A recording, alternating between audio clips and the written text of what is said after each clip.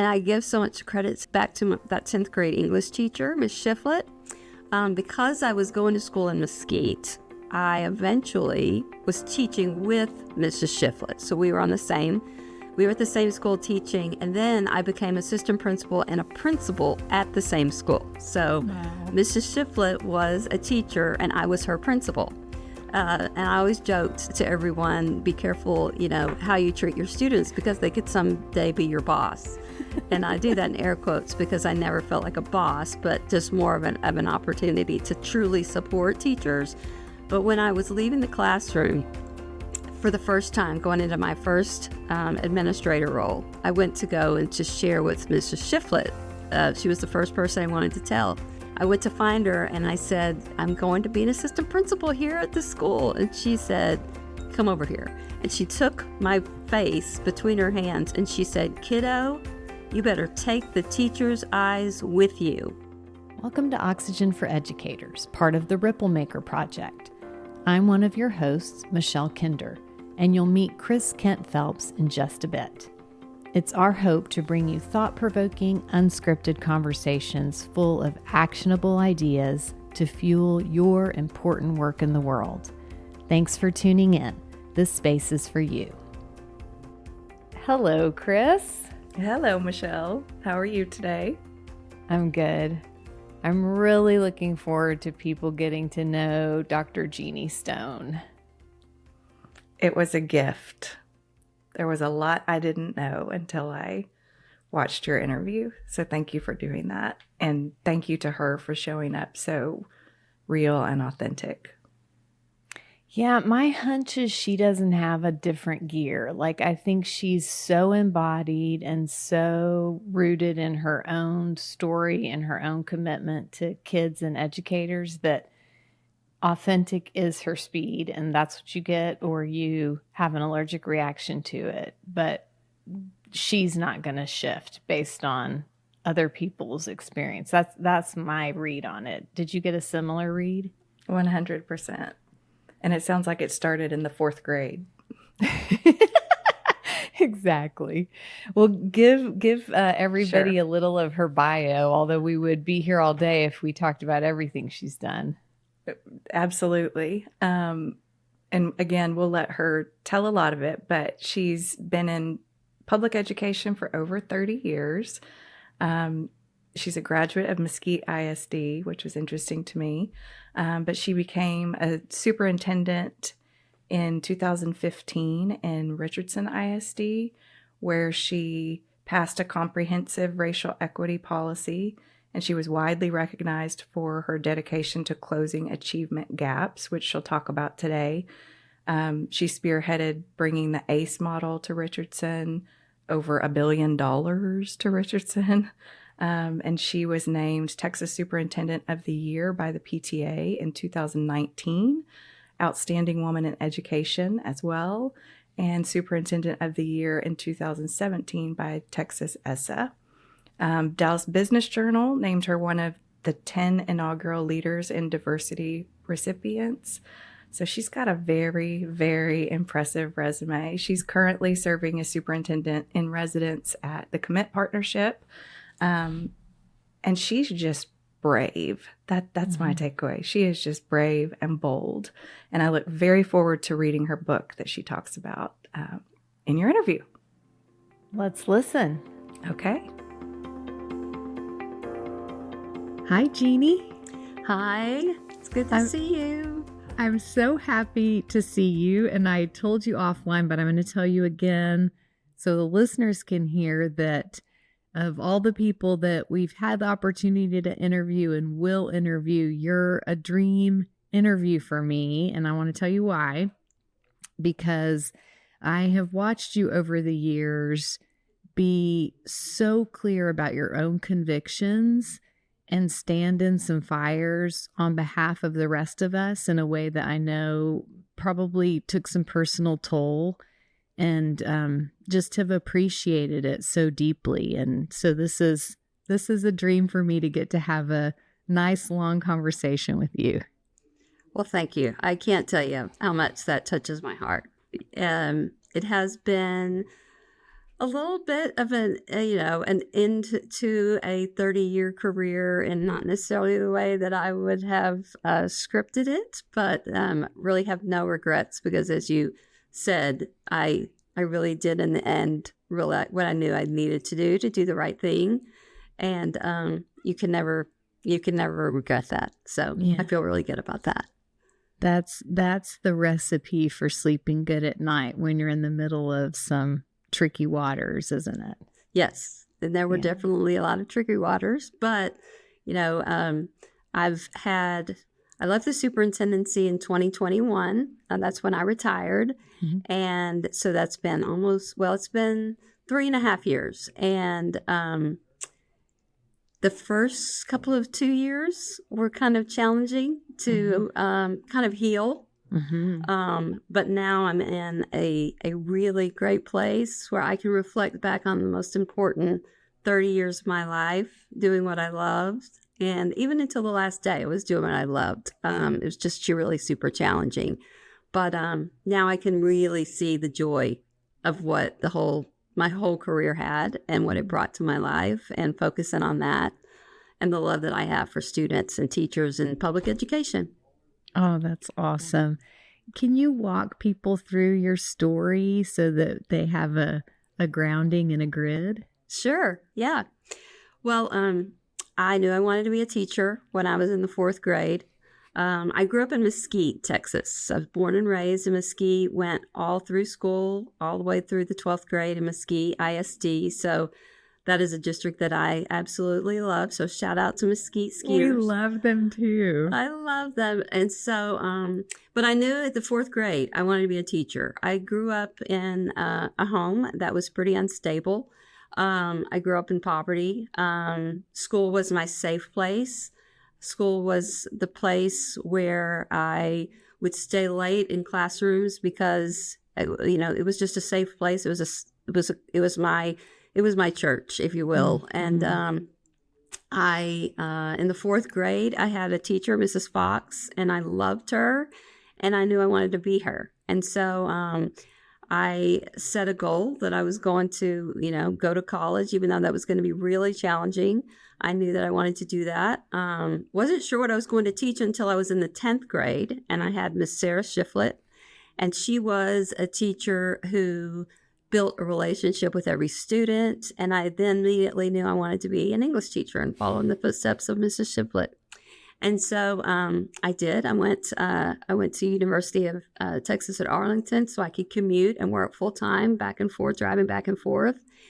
Worked at Michael's MJ Designs to pay for it the whole time, but met my husband there. So that was great. High school sweetheart since we were 16. Aww. But so that's a whole other story. But I loved being a teacher, but I was one of those people that tend to do more than a lot of people. And so I was told or identified by my principal then in the central office that maybe I should go into administration because maybe I could do more to impact. And with every position that I ever took, from assistant principal to central office support, and then eventually superintendent, it was all about more of an opportunity to just impact more people. It was never about positions of power. It was more about an opportunity to influence and to love on and to support a larger number of people. And so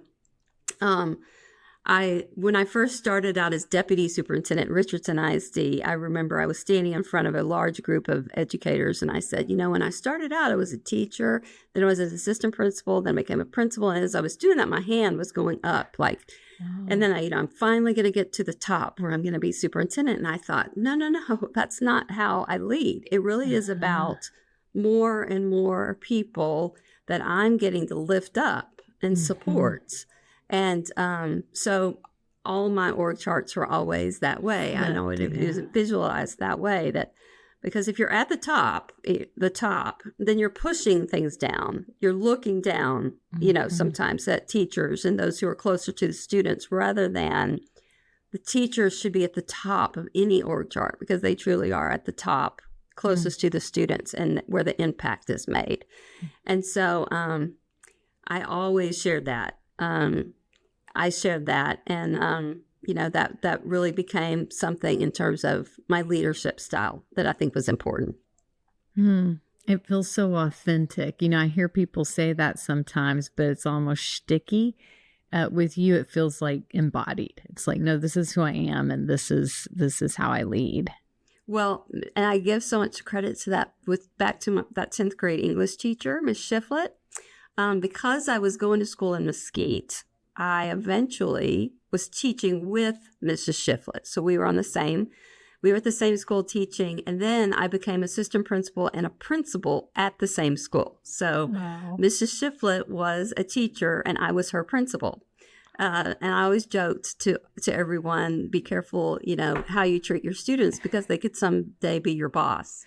And I do that in air quotes because I never felt like a boss, but just more of an opportunity to truly support teachers. But when I was leaving the classroom for the first time, going into my first administrator role, I went to go and to share with Mrs. Shiflett. She was the first person I wanted to tell. And she was always my hero. It still is today. But I went to find her and I said, I'm going to be an assistant principal here at the school. And she said, come over here. And she took my face between her hands and she said, kiddo, you better take the teacher's eyes with you. Oh. And that, I've been asked so many times, what is the best advice you ever received? And that was truly the best advice.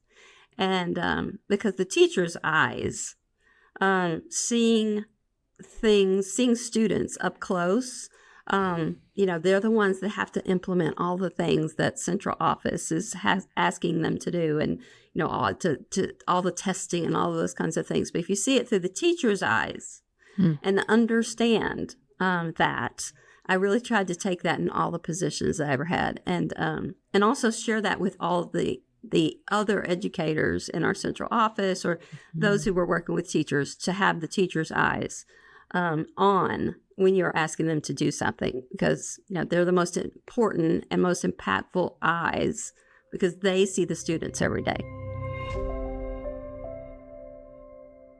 Hi, I'm Katie Worden, producer of Oxygen for Educators. I want to spotlight our sponsor, TackieBox.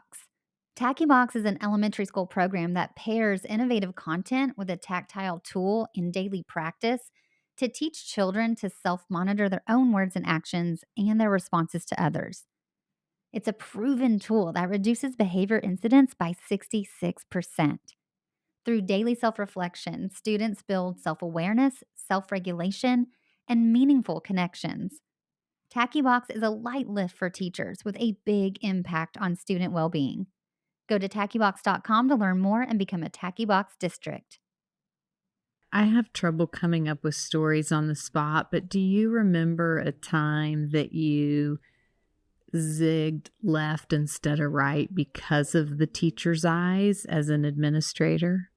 Oh gosh, I can think of so many examples, because it really became something that became almost a daily, probably a weekly topic that I would bring but it from anything and everything from, if we're implementing a new curriculum or we're asking teachers to do really any change. And there were times when I was superintendent where I brought in some real disruptive changes in the name of doing what I felt needed to happen for students. So I always knew that to do that, I never, ever would hesitate to explain why. Connect it back to our mission to serve all students, and all means all was definitely a mantra that I led with.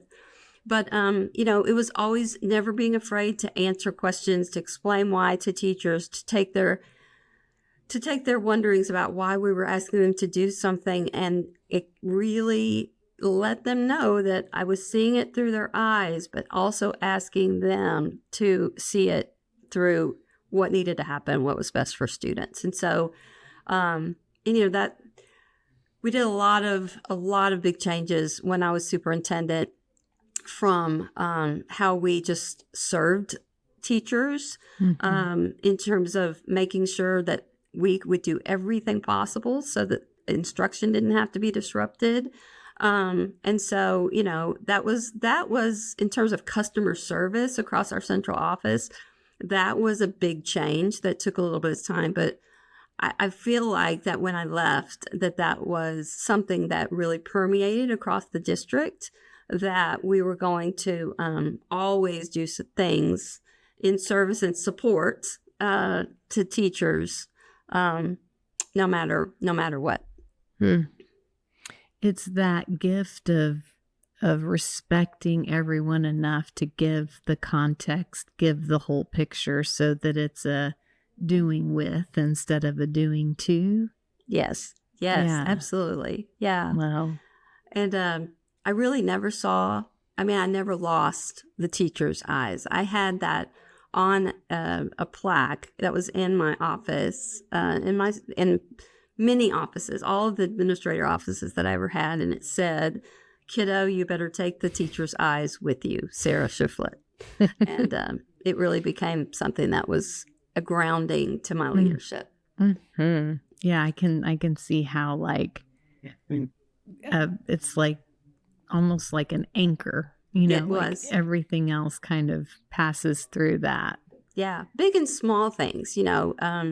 Just really everything from the way that we budgeted money and all of those kinds of things. When we were making any changes, so we're going to impact the teachers. Mm-hmm.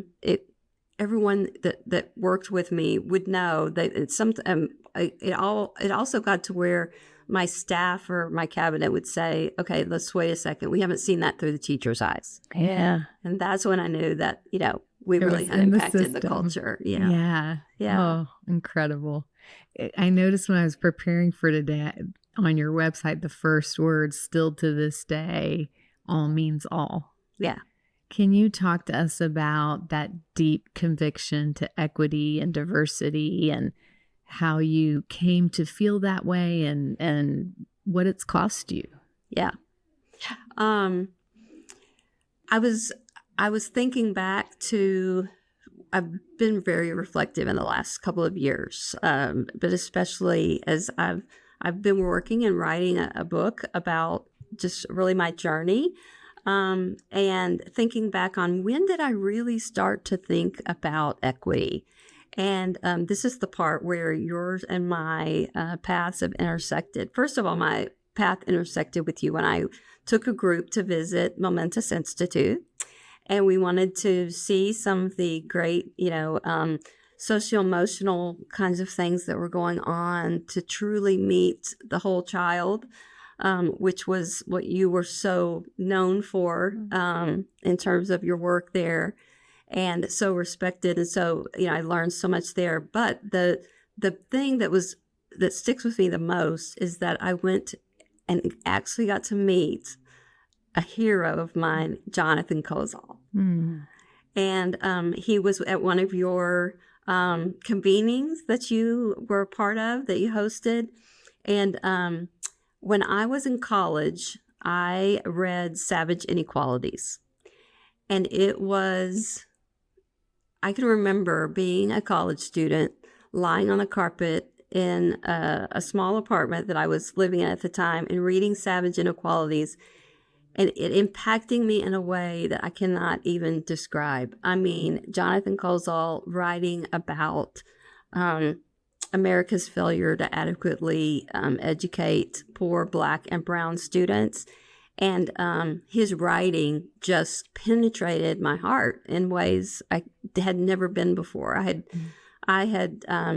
knew a lot about schools that he was talking about, but nothing about just those words, savage inequalities, and the shortcomings of schools' moral failure to educate students, all students. And so that was really, I believe, the beginning of something that awakened in me about all students and what that meant. And so I got to meet him. I got to tell him that story, and that was a special moment for me. I think that has always been a part of the way that I see students. When I was in the classroom and I had the impact that I had to kind of own the culture of the classroom in terms of making sure that I saw every single student for what they needed, each and every one of them. And high expectations were a huge part of every bit of my teaching. When I was a principal, I got to own the culture of that school to try to impart that. But it was really when I became a superintendent. So, when I say own, it's like this is your data. This is your responsibility. And it was my responsibility, the greatest one I'd ever had, when I became a superintendent in Richardson. And, close to 40,000 students. And we had students, at the time, Richardson ISD was the fourth most diverse school district in the state of Texas. And there are like 1,200 districts in the state. So for us to be number 4, pretty diverse, right? Yeah. And so, but immediately, obviously, we started looking at our data. And this is where it started. It really started with me looking at our data and seeing the achievement gap. Now, I read about the achievement gap when I read Jonathan Kozol's work, studied it in college, always knew. It almost seemed like it would be, when you look at data, any system I was ever in, any school, you knew to expect the achievement gap, right? But when I became the superintendent in Richardson and I looked at the data, and I knew this was something that I had the biggest chance I ever had to impact it. Jonathan Kozol's words just, really impacted me again, that this was my opportunity to make some reforms. Because the data was such that we had almost in every tested area, you had white students. If it was 70% achievement for district-wide, and then you drop down 30 percentage points to our Black and Brown students, 30 percentage points across pretty much every tested area. And yes, that's the way that it is across the states. That's the way that it is across the country. That's the way it is from campus to campus. But this was my responsibility to actually do something about it if I could. And so started digging into that and really looking at, it was in all areas. There were disparities or gaps in tested data, sure, 3rd grade reading and, 8th grade algebra and graduation rates and participation in AP courses and our gifted and talented data, the gaps, they were everywhere. And I just couldn't look away from it. And so I started talking about it. I started having conversations about it and asking the question, why? It really starts out with that basic question of our leaders and of our teachers and of our, anyone who had influence there. Why do you think that this exists? I remember one of the first central office convenings where all of our principals and central office leaders were there in the room, and I wrote up on the board our 3rd grade reading data, and I broke it out by our demographics as they do across the state. It's not something that I was doing, on my own. This is how the state breaks out all of our reported data on our report card, our state report card. And I wrote our white students, Black students, Hispanic students, and I turned around and I said, why do you think this gap exists? What do you think about this gap? And there were a couple of our principals who were sitting at the front of the room, and they leaned in and said, I didn't think that we could talk about this. And I said, how can we not talk about this? Wow. We have to talk about this. I mean, that question alone, like, how can we not talk about this? I wish that question was leading our country right now instead of the opposite. So please continue. Sorry, but oof. Yeah, and so we just started having real conversations about it and allowing people to have open conversations, asking the questions, do you just think that white children are smarter, air quotes, more, than our students of color? And of course, across the room is no. Okay, then we've got to dig into this, and we have to start looking at what is going on. It was shortly after we started, with that work, and because we had a vision statement at the time that all students will connect, learn, grow, and succeed. It was on banners, posters, stationery, and I couldn't hold those two things side by side and say, we're going to say that all students can connect, learn, grow, and succeed, and yet we're going to have this huge gap. And so we just started having real conversations about that. And this was prior to George Floyd. This is prior to COVID.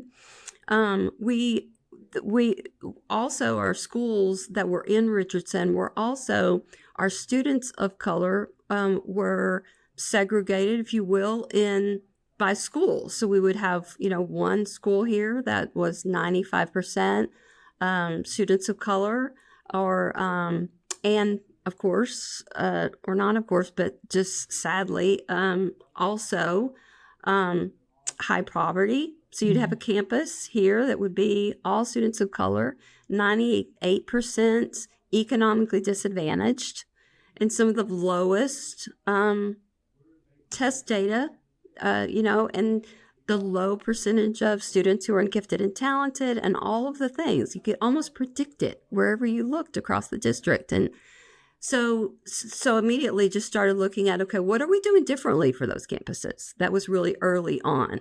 And that's truly what equity is, right? And so where you're doing more where it's needed, and you're giving more attention to students who are living in poverty and who need more support. And found early on in those years that we really weren't doing much differently across the district, right? You'd have another campus that was across town that was 95% affluent students. And we were, doling out resources basically the same.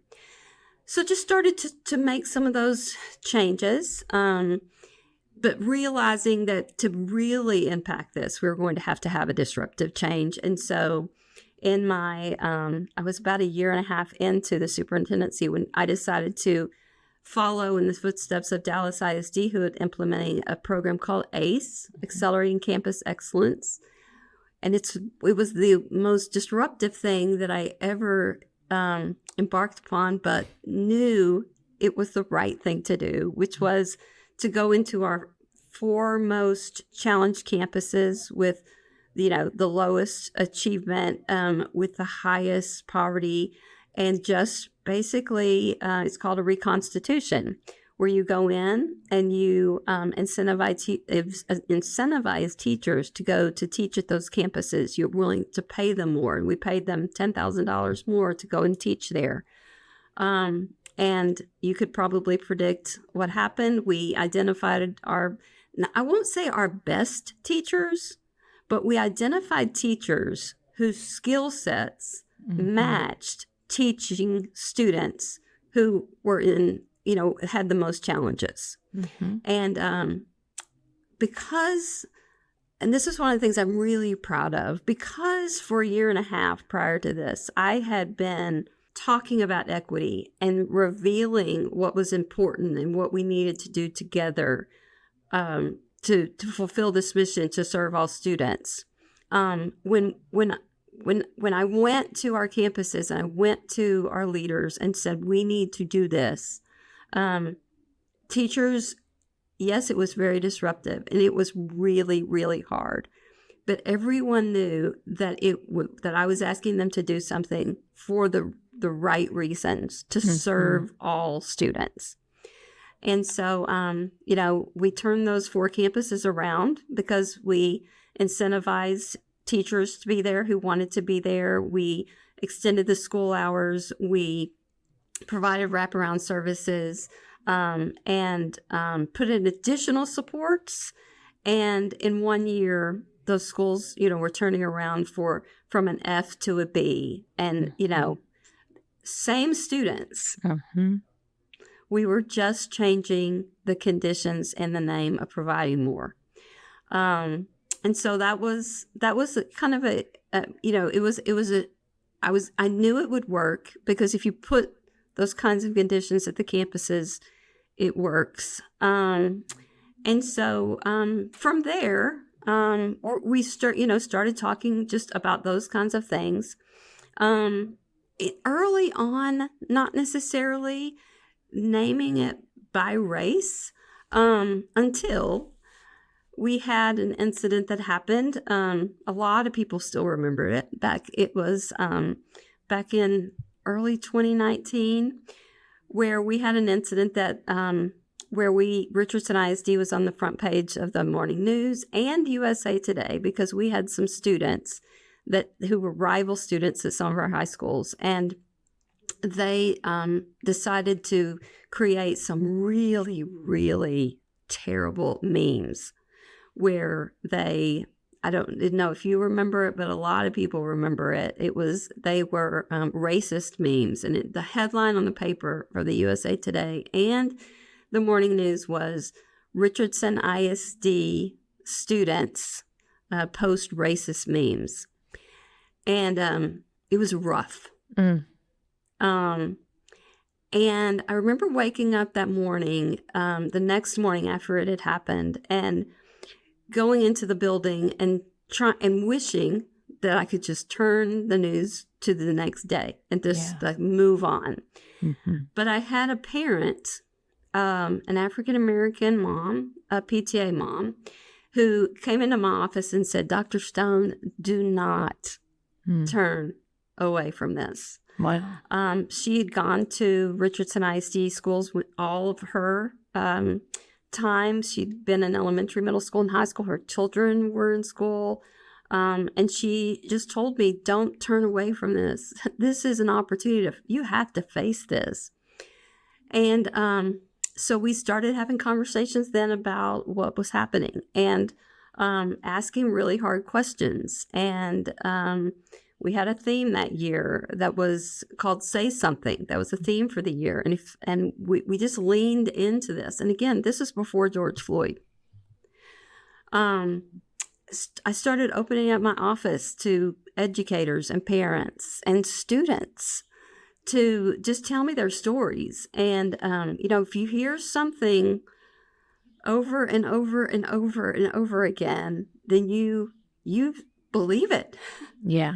You believe it. And it was that there was an undercurrent of racism in our school district. And so, again, people trusted me with their stories, and they risk a lot to come and to share things with me that we were able to address because of that relationship. And so we had started having conversations about that.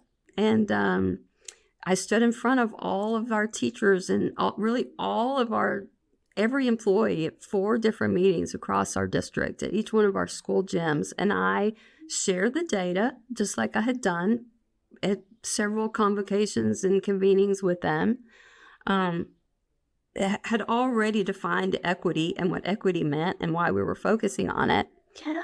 But I also talked about what I had heard. That there was this undercurrent of racism that people believed was a part of these results. Okay. And the data, if you looked at all of the data, like that I've mentioned before, just couldn't turn away from that. And people started leaning into it. And again, owning this. And, this event that had happened, that was our district, that had this racist headline in the newspaper, people started telling their stories. And so just didn't ever turn away from that. And then George Floyd happened. It was also during COVID, which was, talk about a challenging time for all of us. Yeah.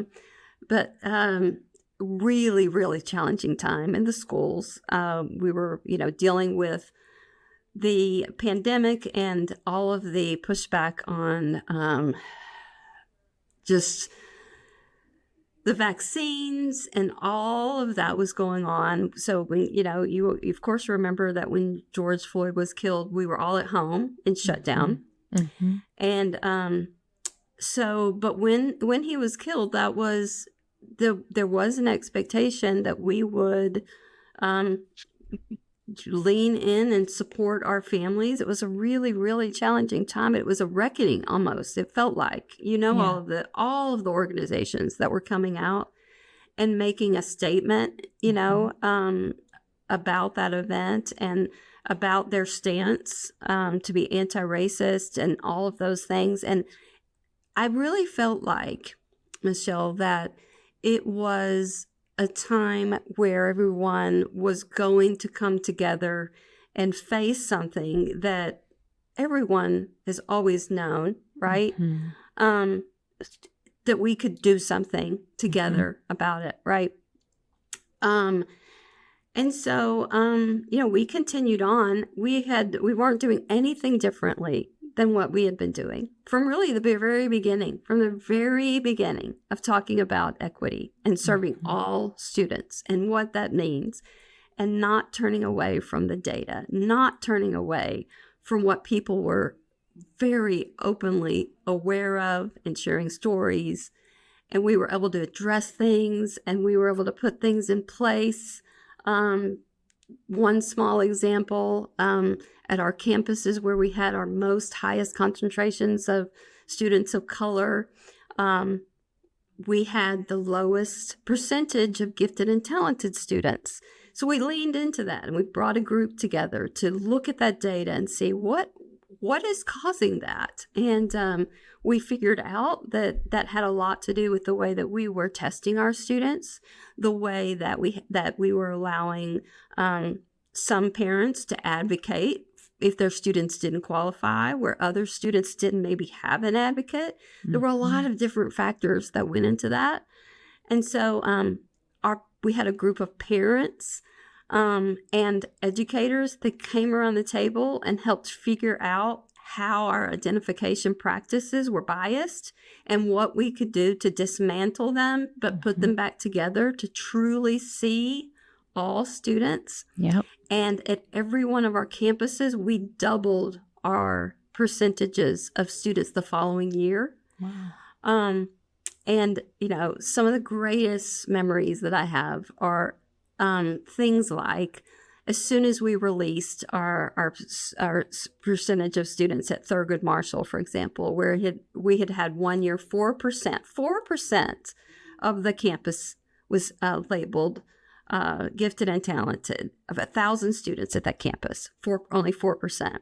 We doubled that to 9%, to where the next year we had 9% of our campus. And I went to the school to just visit shortly after the results for that came out. And several teachers came up to me and said, Dr. Stone, did you see how many kids that we have this year who are gifted and talented? Mm-hmm. And I remember thinking, those students were there. Yeah. Right? Yeah. We didn't see them. Right. We That's weren't the important seeing distinction. them. Yeah. And again, it goes back to those teachers' eyes, which are so important and that really is the basis for everything. And my whole story is that the only thing that I ever wanted was that when a teacher goes into a classroom and looks out across his or her students, that they see every single student for their potential, gives them a chance, doesn't lower expectations based on their zip code or their skin color or any, or their parents didn't come to open house or anything like that, but that we actually see every single student. That's really all that I was trying to lead. But after, as you know, and everyone knows, how after George Floyd, there was a period of time where then things started to turn toward, people not appreciating equity, and equity became a 4-letter word. And then the word woke was introduced into our vernacular, and everything that we had been doing started getting labeled, and people were seeing the things that we were doing in our district in the same, along this same path to serve all students, see all students, that all can mean all, as if it was detracting from this group or that group. And I think it was really also the perfect storm. It was a perfect storm during COVID. And there was so much anti that, my decision was one of, if not the most difficult decision I ever had to make. Yeah. And the time, sort of the passing of my mom back in 2014, it rivaled that in terms of the pain that I felt over the whole thing. But I knew that things were becoming so disruptive that it was really time for me to step away. I knew that my mission and the things that I was trying to accomplish were not landing with the community that I was serving in full, in terms of just all of the community. There was a lot of vocal opposition to really everything that we were trying to do, and so made the difficult decision to step away, and knowing that there were so many great things that were in place, that were, we had someone prepared that could step in the current superintendent, Tabitha Branham, who was my deputy superintendent, and she and I had worked together from my first day there. And so I've talked a lot, but that's my story. Yeah. And what you went through really mirrors what was happening across the state and across the country. And in many ways, that has intensified, and people are feeling even more reaction. Yeah. Closing down conversation, closing down partnership, some sort of threat in the air around all students getting what they need. The climate is not great in that space. What from everything you've lived through, where do you see it going, and what do you think the levers are that we could all be participating that care about equity like you do? Yeah. I was recently, I was giving a speech at another conference just recently, and I had someone step up to the microphone and ask me a very similar question. And, my answer was that I certainly don't have the answers right now. It's very challenging, the things right now that are happening. And this was actually a month ago, and I think just in the last month, it's become even a lot more challenging. It seems that every day that there are things, but I've always said this is not political. That education is not political. So, and it never was political, although that was certainly something that that entered into the conversations about my leadership, but it never, ever was political, ever. And so, that's one of the things that I continue to challenge educators to not make education political. It's not, it can't be political. It has to be about all students, regardless of their parents' political affiliation. It doesn't matter. It's about serving every single student. That was one of the things that I stressed. I also stressed that the data doesn't lie. And that's the thing that I always hope. I've always hoped, as I've seen every leadership, from A Nation at Risk to No Child Left Behind to Race to the Top to Every Student Succeeds. I've always hoped that this would be the time that something would work and we would really address the achievement gap and the opportunity gaps, right, that are there. But when it comes down to and this is how I truly feel about this, is that it goes back to where I started with. When I was a classroom teacher, I was responsible for my classroom. Mhm. I was responsible for seeing my students. That was my locus of control, and where I could really influence the relationships and the work that I would do. If you're a principal, you have the responsibility there. That is your responsibility to not look away from the data, to see every student and to do what you can with the keys that you've been given to lead that school. And so, for a superintendent, you can't ignore the data. Mhm. We cannot ignore the data. And there are students who need adults who are in charge of school systems, leading school systems, to advocate on their behalf. There just are. And people will say that, it's the parents' fault. It's every child who comes into our school system, it is our responsibility, regardless of where they live, regardless what their parents have done or do or provide to them. While we have them in our buildings, it is our responsibility to see them and to have high expectations and to support them, to help them achieve their dreams. And, for a lot of them, to help them to break the cycles of poverty so that they can go on to, to achieve great things. And, so that's the thing. That's really the only thing that I can say, is that if you're working in schools, if you have an impact in schools or opportunity to see to schools, that's what we have to do, is to try to change that lens in which the students who are in front of us, we see every one of them and we provide everything that they need. And that may mean that we have to give more to some. And of course, that's what I believe in, but that's what I believe we have to do.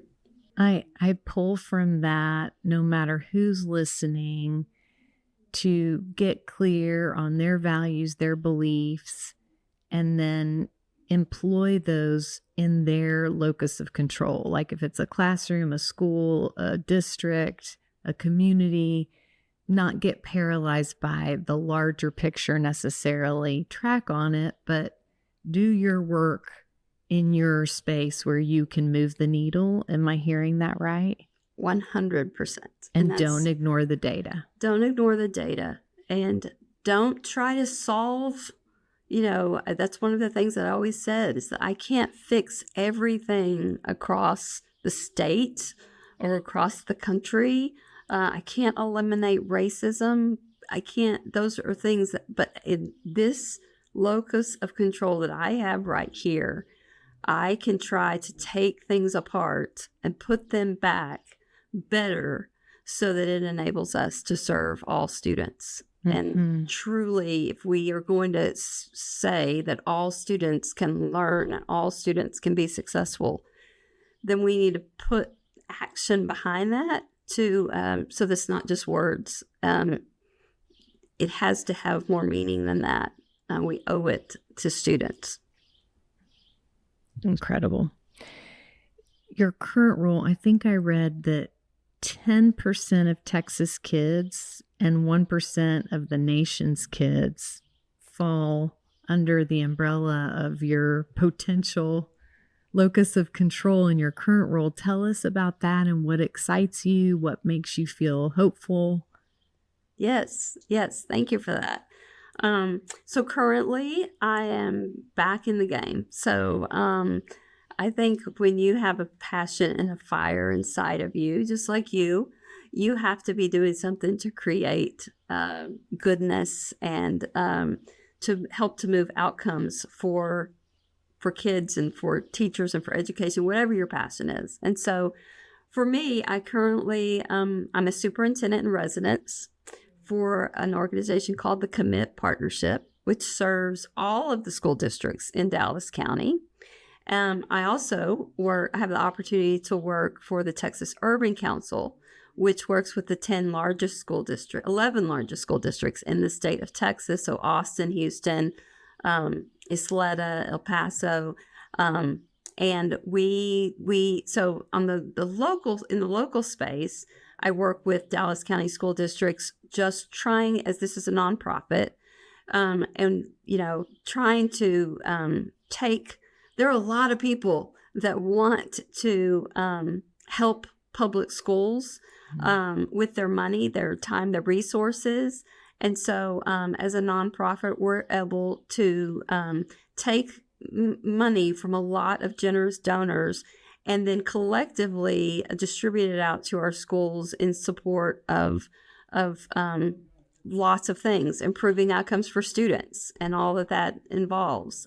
We work on pre-K campaigns. We work on supporting teachers from all the way up K through 12. And all of it is, the Commit Partnership is about ensuring that students are put on a path to economic mobility. And so it's beyond high school. Our jobs as educators, and this is one of the things that we work on with our school districts, to see that our job is not about just getting them to graduation. Our job is about ensuring that when they do graduate, that they're going on to earn a living wage. And so I get to work still with all the school districts, as you said. It's about 10% of the population of students in the state are here in Dallas County, and we have a lot of work to do. And I'm just really glad to still be able to contribute. I'm really glad you're in the game still. To me, this feels like just a continuation of your 30 years and much more to come, I hope. You're a beacon and a real example of leading in a way that aligns with your values, even at great cost. And so you are truly appreciated and celebrated. I hope you know that. Oh, thank you so much.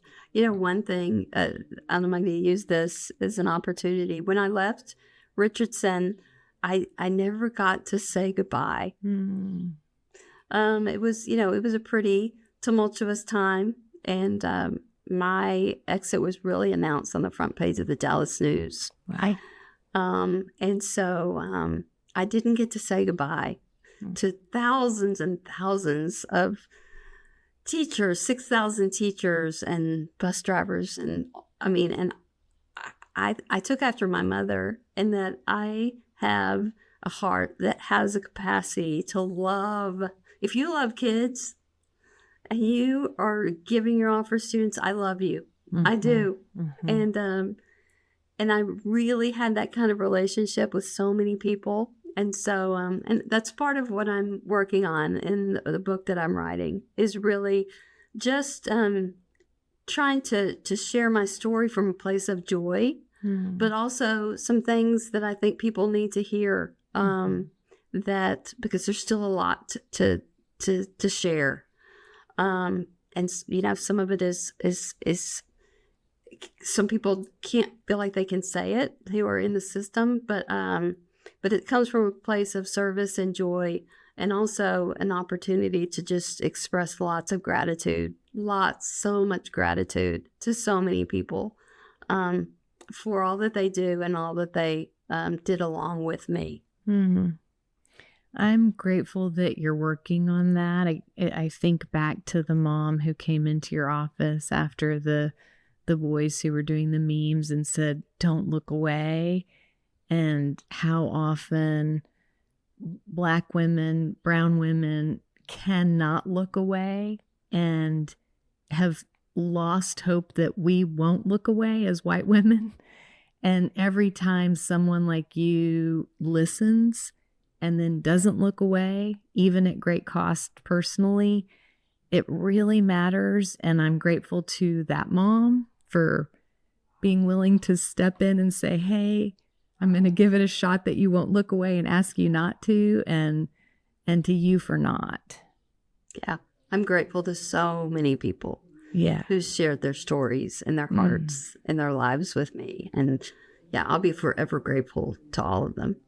Yeah. And I can tell you treat that gift with the sacredness it deserves. Yes, absolutely. It's precious. Yeah, it's precious. When you were coming on, was there anything you wanted to make sure we covered that we haven't talked about? You really covered a lot and everything, I think. Yeah. How far along is your book process? I actually started writing probably my second year. I started writing about Jonathan Kozol, who, I don't know if you know this, but he's 87. He's just come out with what he says is his last book, and it is along the same lines. He one of the things that I think back to, and I didn't realize at the time, but I've thought about it and reflected on it since I left, is that one of the things that Jonathan Kozol said in his book is that we have to use all the words. We can't hold back. We have to speak our truth. He just said that, we don't hold back on calling it what it is. And I didn't realize it at the time, but that's probably why I was just so, I'm not going to say brave. I was so unwilling to just hide and look away. I was not going to turn away. He said to use strong words, and he was relentless in his pursuit to make people, see things and to care about them was his goal. But I'm not even sure where I was going with that, but so you started writing. Yeah. So yes. And so I started just trying to write early on about what I had learned from him. He is a hero of mine. And so the book is actually probably 6 years in the making. It's interesting because I was writing before the death of George Floyd, and then it took a different tone after that, and then it was writing about the pandemic, and then I took a pause because for about 2 years it was painful to go back and to write about it. I actually moved to Colorado Springs, and my husband and I needed to leave to go and heal there. And but just recently, I've been back in Dallas. I visited Richardson ISD. It was joyful.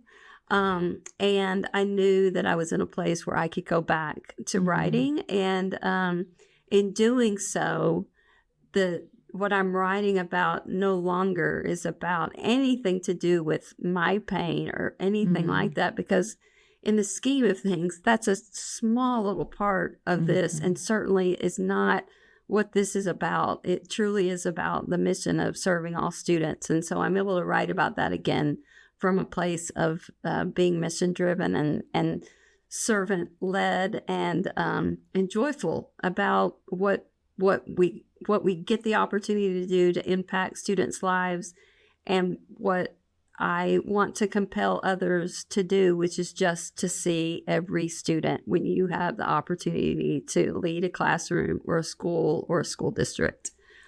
I used to start a lot of my meetings with reminding everyone that we have 40,000 students in our school district, and that's a big number. But this morning, around 6:30, the first one showed up. And then the next one came, and the next one came, and the next one came. And then a school bus rolled up, and then a car rolled up, and then, this mom let her kids out. And then the schools, the gyms are filling up, and the hallways are filling up, and cafeterias are filling up. And across the school district, this amazing thing has happened that we go from 1 to 40,000. But we have to see every single one of them. We can't just see them as a number. We can't just see them as percentages on test reports. We have to see every single one of them if we're truly living out all means all. And that's what I want. What I still want is just that every single student is seen, and that we're doing everything that we can to give them a good life. I know there's so many people listening who right now, because of the tone and tenor in our country, are living that, but they're living that in fear and confusion and just disorientation. And I hope that they hear you and know that they are doing exactly what they're meant to do, and they stay the path, and that we all just trust eventually the tide will turn again, and that we don't pre-surrender. Yeah. We have to believe, and I do believe, that there are more good people. Mm-hmm. There are, and there's a lot of love, and there are a lot of people that will see, if when I used to say this when people would come and tell me, people just, no one sees me, no one understands. And I just would say, well, I will be the one that will see you, and I hear your story and I take it. There's always, I believe, someone out there if you're willing to open up and find that person. And I would say to, anyone who ever worked with me, is that I do carry those stories, and I do carry those heartfelt feelings that I had for each and every one of the people that allowed me to serve them and to work with them, with me even today. We interviewed Viktor Frankl's grandson last week, and Chris called it a love letter to educators. Mm-hmm. And I feel like in so many ways, everything you've talked about is a love letter to educators, but in particular to Richardson ISD. And I hope they hear this. I do too. I left a lot of my heart in that school district, in every single one of the classrooms, and every single one of the teachers' hearts. They connected with mine, and they still are today, and they still give me guidance and purpose, and a lot of love is still there for that district and for all the people who work there. You can feel it. Thank you. Especially there is love for the students. Yeah. All of them. And that's where my heart is. Yeah. Thank you. Thank you for being you, for doing what you do, and for all that is to come. You have a fan right here sitting across from you, and I know I'm representative of many, many others that you don't even know about. Thank you. Thank you so much. I just, you're a hero of mine as well, truly. I felt that when I visited your school that we were very connected in our mission and in our heart to serve all students and the whole child, and to take care of all of the needs of the students that you served and the students that I served. We're very much alike in heart. Yeah, I felt it too. I feel it too. Yeah. Thank you, Jeannie. Thank we'll you talk to you so soon. much. Appreciate you. Okay, you too. Bye-bye. Bye. Hi, Chris. We're back, ready to unpack what stood out to us from that conversation with the wonderful Jeannie Stone. What did you notice? So first, I have to confess that I was not familiar with her story. When I met her and recruited her to the podcast with Katie's help, I did not know the background, and I found her to be inspirational. The way that she took adversity and turned it into joy really transformed me, and I appreciated getting to hear that story. I leaned in. I made a note of what you said in the beginning about her, that she is so clear about her own convictions and willing to stand in some fires on behalf of the rest of us in a way that took a personal toll. And for that, I was grateful. So thank you for starting the podcast that way. She, I feel like, embodies her commitment to her own values and to kids and educators so profoundly that I feel like she thinks I'm just doing what I do, and probably has no idea how impactful it is to just hear her story and like witness what it looks like to go through that, to show up in the way she did, to know when it's time to take a beat and heal, to know when it's time to get back in it. Yeah, I think she probably underestimates the power of her own presence and her story. Didn't you love how she said, "I'm back in the game"? Yes. And I felt very grateful that she's back in the game. Grateful Yeah. as just a community member, a mother, someone who cares about the world. Just really appreciate her. Yeah. One of the things that makes me excited about her being back in the game and just her leadership in general was the way she talked about people trusted me with their stories, and how she understood that opening up space for people to talk to her was sacred, and then letting what they said to her drive the way she led and the way she showed up in the world. That to me felt like something we can all do. Like, can we all be people who create spaces where people feel like they can speak their story, their truth, their concerns? That happens no matter your role. You don't have to be a superintendent. You don't even have to have a formal role to gift people with that sacred space. It was something I want to do more of. I made a note. She said when she was talking just to that one person, just one-on-one, "I will be the one to see you and I will hear your story." Mm-hmm. And if you just think about it at the micro level, it's really lovely. That's a thread for her, that seeing, because she also talked about that it was her goal that every educator in the system would see every child for their potential, which that also made me think, okay, no matter your role, no matter where you are in a system, that is a grounding force. Am I interacting with the people, and especially with the children, through the lens of their potential? And do they feel like I see them that way? That felt directional. Yes. And always keeping that high set of expectations. Like never changing expectations based on story or background. It was just, there was a bar to which you're all striving towards, and it's for all. Yeah. All means all. All means all. Okay, we have to talk about kiddo. You better take the teacher's eyes with you. Yeah. That was pretty profound. Clearly, it shaped her whole career. And you know what? She let it shape it.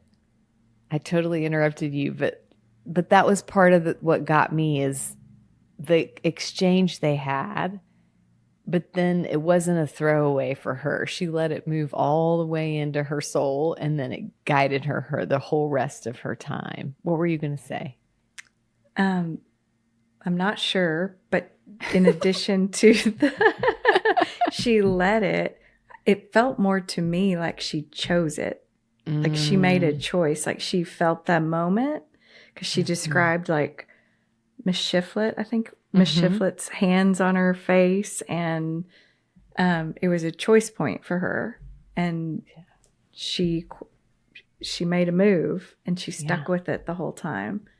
Yeah. And spread it, yeah. Kiddo, on her wall, all you of better it. take your Kiddo, teacher's you better eyes with you. So I hope that's a piece of oxygen for educators who are listening, right? But both people who are no longer teachers continuing to plug into that, and then for teachers to know how valuable their eyes are, the closest to the action so much of the time, the wisdom that lives in that space. Yes. On that note, I loved when she moved her hand up when she was talking about her career ascent and then realized, wait a minute, that's not right. Let's flip that org chart so that teachers were at the top. In my brain, I went kids at the top because their teachers are serving the kids. And then I think we've talked about this offline, but that puts politicians on the bottom of the org chart, as it should be. And I think good politicians get that, actually. Yeah, or not service. good. That's not the right word, but I love the org chart flip. It might be the right word. I'm just trying to recover there. But I loved the org chart flip. Yeah. And that it's so embodied, that she leads that way and lives that way. And she meant it. And I hope our listeners, I hope that meant something to those who don't have a superintendent who thinks that way, to know that there are superintendents out there who look at it through that lens, and that gives them hope.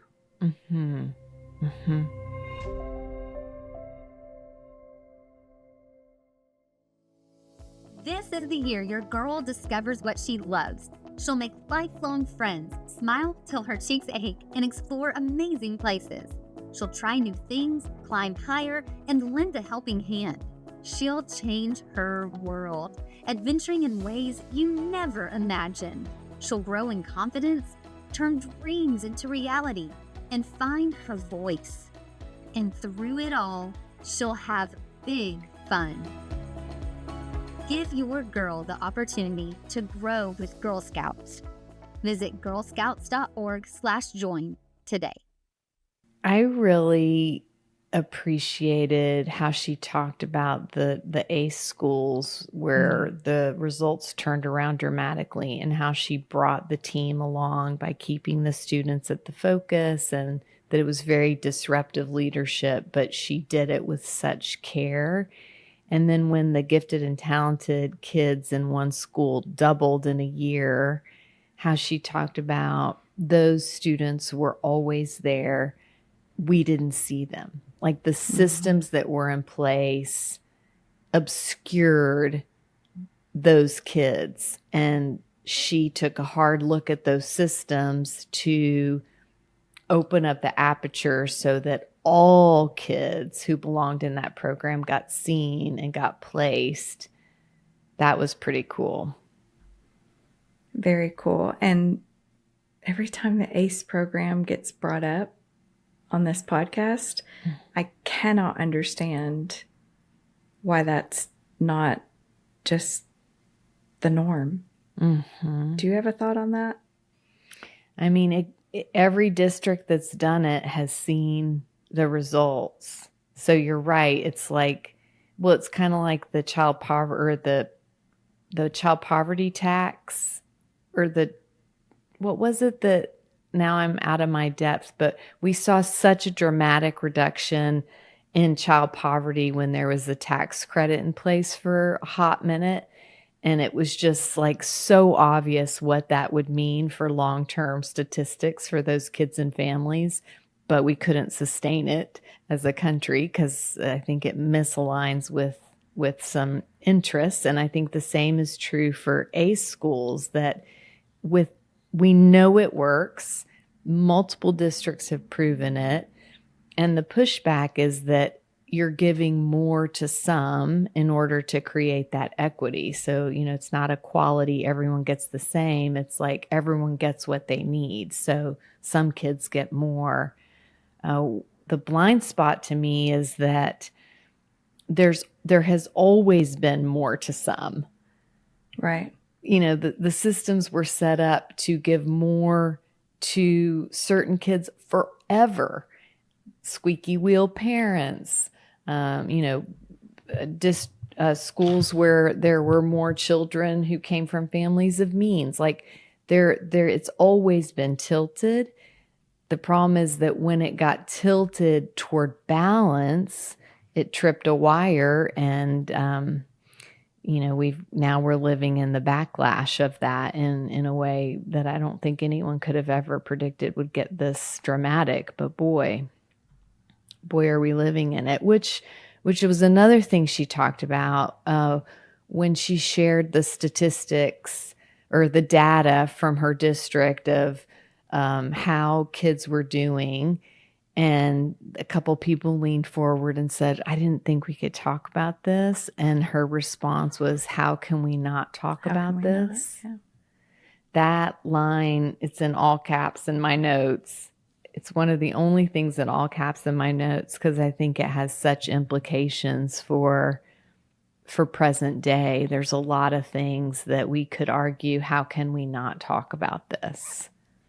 And I have right underneath that in my notes, the PTA mom, because Dr. Stone did not say her name, but PTA mom, don't look away from this. Mm-hmm. And then that Say Something campaign, mm-hmm. all of that mm-hmm. together at once. Mm-hmm. Lots of beauty in the middle of darkness. Mm-hmm. Mm-hmm. She was a gift. Is there anything else you wanted to make sure we highlighted?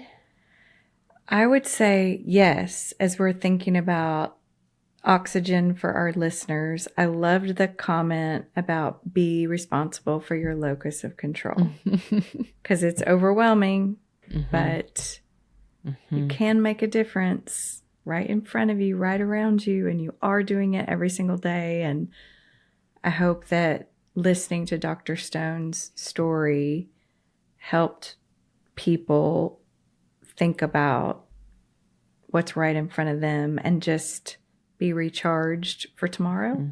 I love that. She said, what is your area of responsibility? And do you have the courage to not look away? Whew. Oh, and use all the words and don't hold back. Speak our truth. Yes. Using all the words. That's big to me. From Savage Inequality, Jonathan Kozol's, yes, use all the words. And use strong words, he said. Strong words. Yeah. Well, I feel so grateful for Jeannie Stone and for the many, many leaders like her that are paying attention to their locus of control, whether it be superintendents or admin or teachers, principals, everyone in education systems that are showing up and looking at how can we not talk about this? What are the words? Use all the words, the strong words, paying attention to what is mine to do, and then having the courage to do it. And I'm grateful Dr. Stone is back in the game. Same here. 2 people who will follow you anywhere, so just keep us posted. That's it for me. Are you good?